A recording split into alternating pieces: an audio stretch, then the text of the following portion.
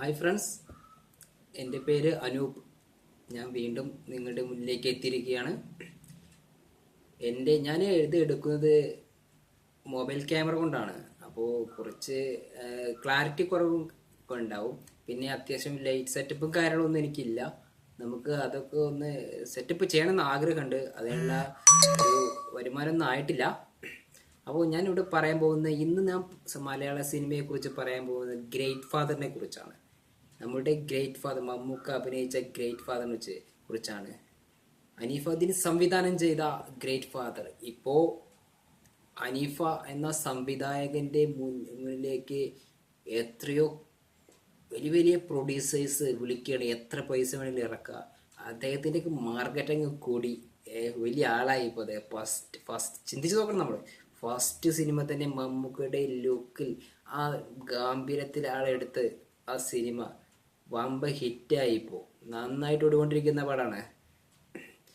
ഈ പടം കാരണം ബാഹുബലിയുടെ റിലീസിങ് നീട്ടാൻ സാധ്യതയുണ്ട്. നീട്ടുമെന്നാണ് പറയുന്നത്.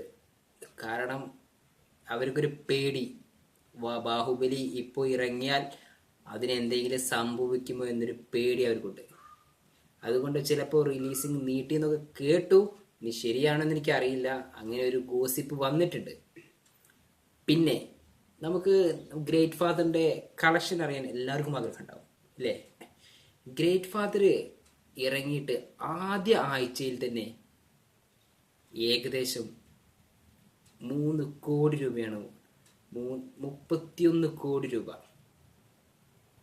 31 കോടി രൂപ ആദ്യ ആഴ്ചയിൽ. പിന്നത്തെ രണ്ടാമത്തെ ആഴ്ച ആയപ്പോഴേക്കും കൂടുതൽ സിനിമ റിലീസ് ചെയ്യാവുന്നത് കൊണ്ട് ഒരുപാട് തിയേറ്ററിൽ നിന്ന് ഗ്രേറ്റ് ഫാദർ മാറ്റി. പക്ഷേ ഗൾഫ് രാജ്യങ്ങൾ റിലീസ് ചെന്നപ്പോൾ ഗൾഫ് രാജ്യത്ത് റിലീസ് ചെയ്ത് 3 ദിവസം കൊണ്ട് 10 കോടി രൂപയാണ് കിട്ടിയത്. 10 കോടി. 23 ദിവസം കഴിഞ്ഞപ്പോൾ ഗ്രേറ്റ് ഫാദറിന്റെ കളക്ഷൻ 65 കോടി രൂപയായി. 65 കോടി രൂപ. ഇനി നമുക്ക് എപ്പോൾ എത്തും 100 കോടി ക്ലബ്ബ്? 50 കോടി ക്ലബ്ബ് കഴിഞ്ഞു. ഇനി 100 കോടി ക്ലബിലേക്ക് കുതിച്ചുകൊണ്ടിരിക്കുകയാണ് ഗ്രേറ്റ് ഫാദർ. കുതിച്ചുകൊണ്ടിരിക്കുക.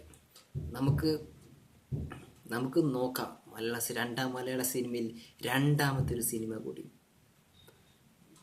നമുക്ക് എത്തും. നമ്മൾ മോഹൻലാൽ ഫാൻസും മമ്മൂട്ടി ഫാൻസും നോക്കേണ്ട ആവശ്യമില്ല. നമ്മൾ ആരാധകരും നമ്മുടെ മലയാള സിനിമ ക്ലബിൽ വരും. 100 കോടി ക്ലബിൽ വരും. അത് നമ്മുടെ മലയാളികളുടെ അഭിമാനമാണ് അല്ലേ?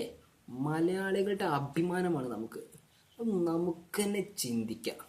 നമുക്ക് അഭിമാനിക്കാം. അതിന് ഒരു മത്സരക്കാരൊന്നും വേണ്ട നമുക്ക് അല്ലേ? അങ്ങനെയല്ലേ? നമ്മൾ അങ്ങനെ തന്നെ ചെയ്യണം. നമുക്ക് അഭിമാനിക്കണം. ഇവിടെ പല സിനിമകളും എത്ര കൂടുതൽ, പക്ഷെ നമ്മുടെ സിനിമകൾ, നമ്മുടെ പുലിമുരുകന് കയറിയപ്പോൾ നമുക്ക് മലയാളികൾക്ക് അഭിമാനിക്കാം. കാരണം വെച്ചാൽ മലയാള സിനിമയാണ് കയറിയത്. അതേപോലെ ഗ്രേറ്റ് ഫാദർ കുതിച്ചുകൊണ്ടിരിക്കുകയാണ്. ഇപ്പം കയറും പെട്ടെന്ന്. ഇനി അധികം സമയം വേണ്ട. 65 കോടിയായില്ലേ? ഇനി പെട്ടെന്നല്ലേ ഉള്ളൂ 100 കോടി കളിപ്പിക്കെത്താം. നമുക്ക് കാത്തിരിക്കാം. ഓക്കെ. പിന്നെ വേറൊരു കാര്യം, ഇതിൽ അഭിനയിച്ച അണിയറ പ്രവർത്തകരൊക്കെ ഭയങ്കര ഡിമാൻഡാണ് ഇപ്പോൾ. ഇതിൽ നായികയെ അഭിനയിച്ച സ്നേഹയ്ക്കൊക്കെ ഒരുപാട് സിനിമകൾ. സ്നേഹയ്ക്ക് ഇതിനിടയ്ക്ക് വിവാഹം കഴിഞ്ഞ് ഒന്ന് സ്റ്റെക്കായി പോയ നടിയായിരുന്നു. ഇപ്പോൾ ഒരുപാട് സിനിമകളാണ് കൈ വന്നിരിക്കുന്നത്. ഇനി വേറൊരു മമ്മൂട്ടി 2018 വേറെ ഏതൊരു പടം, മമ്മൂട്ടിയുടെ ഒരു ബിഗ് ബജറ്റ് പടം വരുന്നുണ്ടെന്ന് പറഞ്ഞു. അതിലും നായികയായി ക്ഷണിച്ചത് സ്നേഹയാണ്. അപ്പോൾ ഇതിൽ അഭിനയിച്ചുകൊണ്ട് എല്ലാവർക്കും നല്ലത് വന്നു. എല്ലാവരും ജയിക്കട്ടെ. എന്നാൽ ശരി. ഈ ചാനൽ സബ്സ്ക്രൈബ് ചെയ്യാൻ മറക്കരുത് നിങ്ങൾ കേട്ടോ. നിങ്ങളെല്ലാവരുടെയും സപ്പോർട്ട് വേണം എനിക്ക്. നമുക്ക് ഒന്നുകൂടി സെറ്റപ്പ് ആക്കണം ചാനൽ. അപ്പോൾ നിങ്ങളെല്ലാവരും ഇത് കാണണം. നിങ്ങളെല്ലാവരുടെയും സപ്പോർട്ട് എനിക്ക് വേണം. Okay, thank you.